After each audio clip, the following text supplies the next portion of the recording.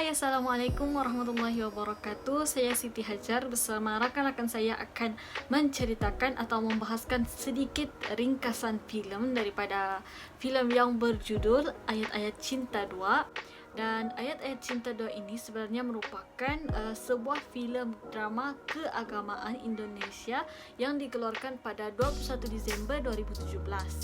Filem ini diarahkan oleh Guntur Soeharjanto yang memenangi 9 anugerah di Festival Filem Indonesia melalui karyanya Juli di bulan Juni. Filem Ayat-Ayat Cinta 2 ini juga merupakan kesinambungan daripada Ayat-Ayat Cinta yang pertama, dan Ayat-Ayat Cinta yang pertama ini dikeluarkan pada 2008. Kemudian mereka keluarkan lagi filem siri kedua, iaitu Ayat-Ayat Cinta 2 untuk menyambung semula filem yang pertama tersebut. Dapat beberapa perkara yang menarik dalam filem ini, dan pertama sekali kita tahu bahawa filem ini merupakan drama filem daripada Indonesia yang dikeluarkan daripada orang-orang Indonesia. Namun watak yang terdapat dalam filem ini seorang daripada barisan artis daripada Malaysia, iaitu Nur Fazura. Sebelum itu kita lihat barisan watak-watak yang ada pada Ayat-Ayat Cinta kedua ini. Ini merupakan barisan watak-watak utama yang ada dalam Ayat-Ayat Cinta 2.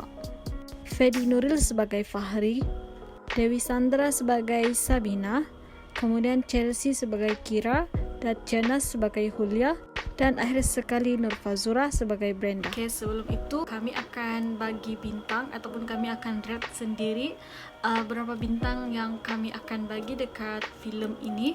Kita tengok sinopsis dalam cerita ini. Yes ke tidak? Syarikat penerbitan filem ini adalah daripada MD Ikhlas, Pictures. Aisyah. Itu yang sekarang sedang berusaha aku jalani.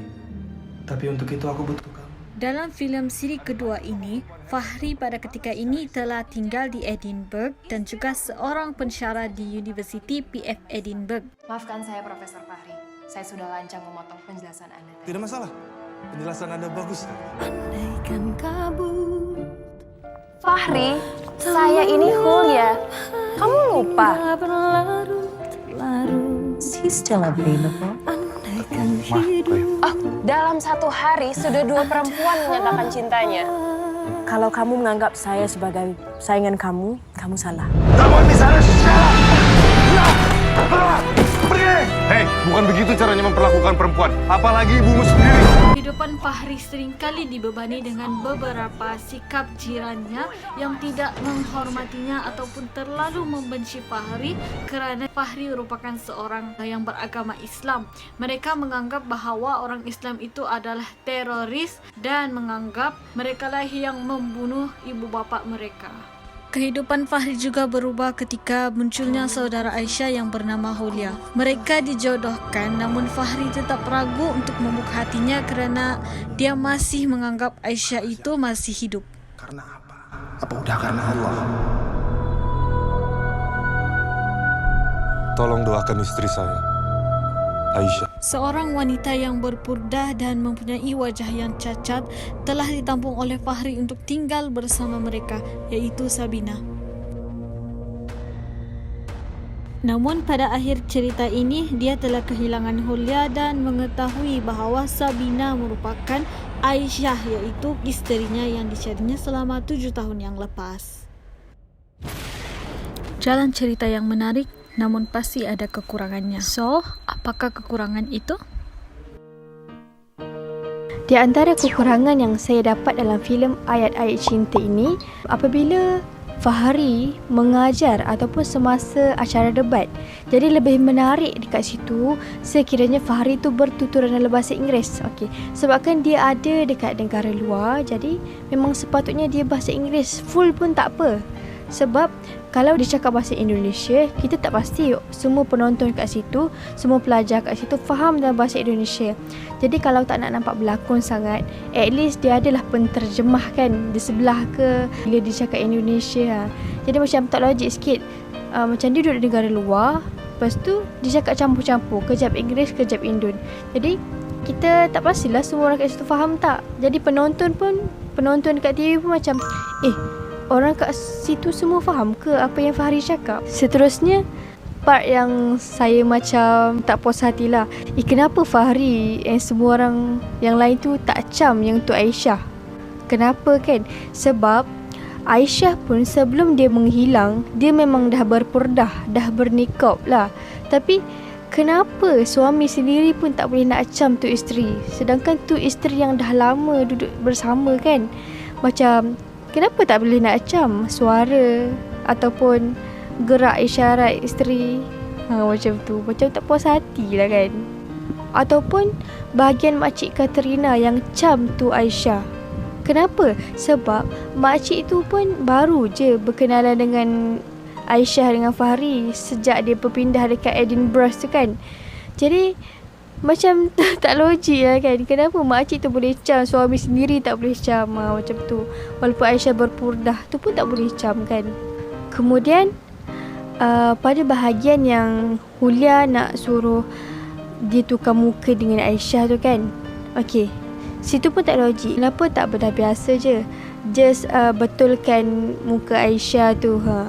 Kenapa sampai nak kena pindah muka Hulia dekat muka Aisyah? Kalau alasannya hanya untuk Umar, anak kepada Fahri dengan Hulia tu, macam tak logik juga. Sebab bayi mana sedar muka mak kandung dia macam mana. Satu lagi, dalam Islam pun tak tahu membenarkan atau tak untuk bertukar wajah macam tu kan. Jadi dalam filem tu pun nampak mudah sangat dia orang tukar muka ke muka tu kan. Dan realitinya tak semudah tu. Seterusnya ada bahagian yang saya tak puas hati sikit apabila dekat bahagian yang selepas pada Hulia dengan Fahri kahwin. Selepas tu dia ada solat sunat kan. Masa dia dalam bilik tu kan, dia solat-solat bersama. Yang lepas pada tu macam tak perlu untuk ditayangkan. Macam dah merosakkan filem lah. Sebab tu kan filem keagamaan kan. Jadi bila ada part yang macam tu, macam yelah, apa pentingnya letak part tu dekat, apa pentingnya tayangkan bahagian tu kan. Jadi kita tak tahu, mungkin ada ibu bapa yang mengajak anak-anak dia untuk menonton bersama. Jadi macam tak elok lah untuk ditayangkan dalam filem keagamaan macam ni. Jadi itulah kekurangan yang saya dapat dalam filem ini. Beralih kepada pengajaran untuk filem ini. Biasanya setiap filem yang ditayangkan sentiasa ada terselitnya beberapa pengajaran untuk kita ambil untuk dijadikan teladan. Dalam filem ini juga kita boleh ambil pengajaran atau iktibar untuk kita jadikan teladan atau kita amalkan dalam kehidupan kita. Saya akan menjelaskan beberapa pengajaran yang kita boleh ambil dalam filem Ayat-Ayat Cinta 2 ini. Yang pertama, kita haruslah sentiasa berbuat baik kepada sesiapa sahaja maupun berlainan agama, kaum dan bangsa. Islam juga mengajar kita sentiasa berbuat baik sesama insan. Ia dapat dilihat dalam filem ini beberapa babak di mana Fahri tetap berbuat baik dengan beberapa orang jirannya, iaitu Nenek Katrina, Kera dan adiknya Jason yang bukan beragama Islam. Walaupun ada kalanya berlaku satu kesalahfahaman antara mereka. Walaupun sentiasa berlaku kesalahfahaman antara mereka, Fahri tidak pernah membalas kejahatan kepada mereka kerana beliau tetap dengan pendiriannya bahawa sentiasa berbuat baik kepada orang dengan jiran kerana Islam amat menuntut amalan tersebut. Filem ini juga mengajar kita tentang nilai kemanusiaan dan kesesamaan antara manusia, tak kira apa bangsa atau agama sekalipun. Nilai kemanusiaan dan kesesamaan adalah satu nilai yang terbaik yang disukai Allah. Kita ambil untuk dijadikan teladan untuk kita amalkan dalam kehidupan ini. Dalam filem ini di mana Fahri sangat menerapkan hubungan baik di antara jiran-jirannya yang berlainan agama seperti agama Katolik, Jewish, Kristian dan Islam. Walaupun mereka benci adik Fahri tetap dengan pendirian dia di mana nilai kemanusiaan sesama manusia sangat penting. Ada suatu babak di mana di saat temannya Fahri yang bernama Hulusi menolak Fahri untuk menghantar Nenek Katrina ke gereja, di mana orang Yahudi di gereja itu tidak suka dengan Fahri, malah mereka menghalau Fahri setelah Fahri menghantar Nenek Katrina ke gereja tersebut. Setelah itu, Hulusi dan Misbah, temannya, berbincang dengan Fahri berkenaan dengan layanan mereka. Tetapi Fahri tidak menghiraukan sikap orang Yahudi itu kepadanya kerana dia lebih peduli akan membantu jirannya iaitu Nenek Katrina.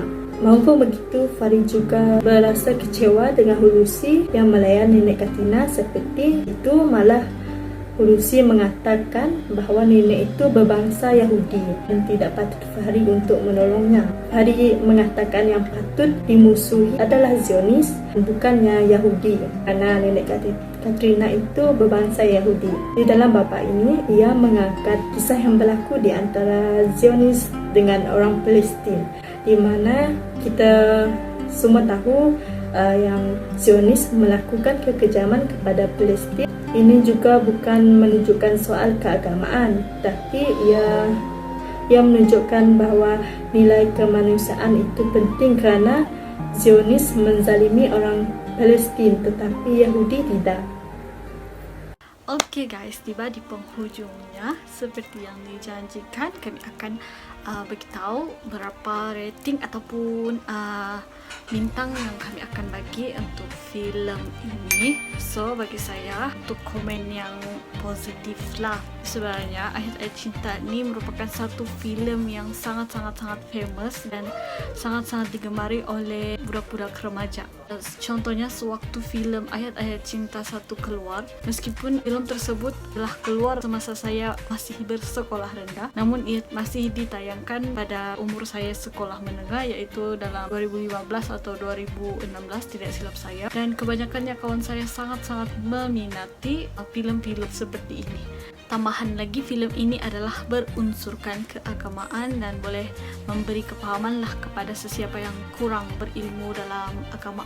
Dan tambahan pula, pengarah telah mengeluarkan Ayat-Ayat Cinta siri kedua. Dia telah mendapat sambutan yang ramai dan hampir 2 million view dekat YouTube, Telegram dan juga Netflix. So, rate kami bagi adalah dalam 8/10. 2 lagi tu sebab pengarah patut kekalkan pelakon lama.